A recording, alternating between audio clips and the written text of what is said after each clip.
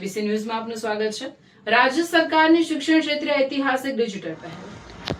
રાજ્યની સરકારી અને ગ્રાન્ટેડ પ્રાથમિક તેમજ માધ્યમિક શાળાઓના શિક્ષકોના વહીવટી અને સેવાકીય પ્રશ્નોના ત્વરિત, પારદર્શી અને સમયબદ્ધ ઉકેલ માટે શિક્ષણ વિભાગ દ્વારા સેવા સમાધાન પોર્ટલ લોન્ચ કરવામાં આવ્યું છે। આ મહત્વપૂર્ણ ડિજિટલ પહેલનો શુભારંભ શિક્ષણ મંત્રી ડોક્ટર પ્રદ્યુમન વાજાના હસ્તે કરવામાં આવ્યો હતો। આ પ્રસંગે શિક્ષણ રાજ્યમંત્રી રીવાબા જાડેજાની પ્રેરક ઉપસ્થિતિ રહી હતી। આ પહેલથી રાજ્યભરના 3 લાખથી વધુ શિક્ષકોના સેવાકીય પ્રશ્નોનો ઓનલાઈન ઉકેલ આવશે। શિક્ષણ મંત્રી ડોક્ટર પ્રદ્યુમન વાજાએ જણાવ્યું હતું કે રાજ્ય સરકારનો મુખ્ય અભિગમ ક્લાસરૂમ ફર્સ્ટનો છે। તમામ વહીવટી કામગીરી પોર્ટલ મારફતે ઓનલાઈન થવાથી શિક્ષકો પરનો વહીવટ બોજ ઘટશે અને શિક્ષકો વર્ગખંડમાં શિક્ષણની ગુણવત્તા સુધારવા પર પૂર્ણ ધ્યાન કેન્દ્રિત કરી શકશે। આ ઉપરાંત શિક્ષકોને હવે પોતાના સેવાકીય પ્રશ્નો કે રજૂઆતો માટે તાલુકા કે જિલ્લા કચેરીઓના ચક્કર કાપવામાંથી કાયમી મુક્તિ મળશે। શિક્ષકો પોતાના પ્રશ્નોનું નિરાકરણ ઝડપથી થતા હકારાત્મક અભિગમ સાથે વર્ગખંડમાં વધુ નિષ્ઠાથી કાર્યરત રહેશે। મુખ્યમંત્રી ભૂપેન્દ્ર પટેલના માર્ગદર્શન હેઠળ શિક્ષણ વિભાગ દ્વારા શરૂ કરાયેલું સેવા સમાધાન પોર્ટલ એ માત્ર એક ટેકનોલોજીકલ પ્લેટફોર્મ નથી, પરંતુ ગુડ ગવર્નન્સ, સુશાસન અને શિક્ષણ કેન્દ્રિત વહીવટની દિશામાં લેવાયેલું એક ક્રાંતિકારી પગલું છે। શિક્ષણ રાજ્યમંત્રી રીવાબા જાડેજાએ જણાવ્યું કે સેવા સમાધાન પોર્ટલના પ્રથમ તબક્કામાં તારીખ 5 થી 31 ઓગસ્ટ 2026 સુધી ઓનલાઈન અરજીઓ સ્વીકારવામાં આવશે। આ પોર્ટલ મારફતે હાલમાં તાલુકા કે જિલ્લા કક્ષાએ લાંબા સમયથી પડતર હોય તેવી જ અરજીઓ રજૂ કરવાની રહેશે।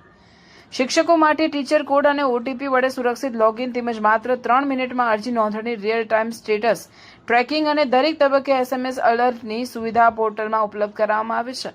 અધિકારી દ્વારા નિર્ણય લેવાયા બાદ જો શિક્ષકને સંપૂર્ણ સંતોષ ન થાય તો તેઓ કીપ ઓપન વિકલ્પ પસંદ કરીને પુનઃ સમીક્ષા કરાવી શકે છે, તેમ શિક્ષણ રાજ્યમંત્રી રીવાબા જાડેજાએ વધુમાં ઉમેર્યું। આમ એક રીતે જોવા જઈએ તો સેવા સમાધાન પોર્ટલ થકી હવે રાજ્ય સરકારના ધ્યાનમાં સીધું આવશે કે કયા જિલ્લામાં શિક્ષકોના કેટલા પ્રશ્નો કે ફરિયાદો પેન્ડિંગ છે। આ પોર્ટલ અધિકારીઓની કાર્યક્ષમતા માપવાનું એક સશક્ત માધ્યમ બનશે। ભવિષ્યમાં રાજ્ય સરકાર આ ડેટા અને પરફોર્મન્સના આધારે જ અધિકારીઓનું વાર્ષિક મૂલ્યાંકન અને વહીવટી નિર્ણયો લઈ શકશે। આ ડેટા ડ્રીવન વ્યવસ્થાને કારણે ગ્રાઉન્ડ લેવલે ડીઈઓ અને ડીપીઈઓ કક્ષાએ શિક્ષકોના પ્રશ્નો ઝડપથી ઉકેલવાની કામગીરીને મોટું પ્રોત્સાહન મળશે। આ પ્રસંગે પ્રાથમિક અને માધ્યમિક શિક્ષણના અગ્ર સચિવ મિલિંદ તોરવણે, સમગ્ર શિક્ષાના state project director Ranjit Kumar, Gujarat માધ્યમિક અને ઉચ્ચતર માધ્યમિક બોર્ડના અધ્યક્ષ મુકેશ પંડ્યા તેમજ કમિશનર, શાળાઓની કચેરીના કમિશનર આનંદ પટેલ ઉપસ્થિત રહ્યા હતા।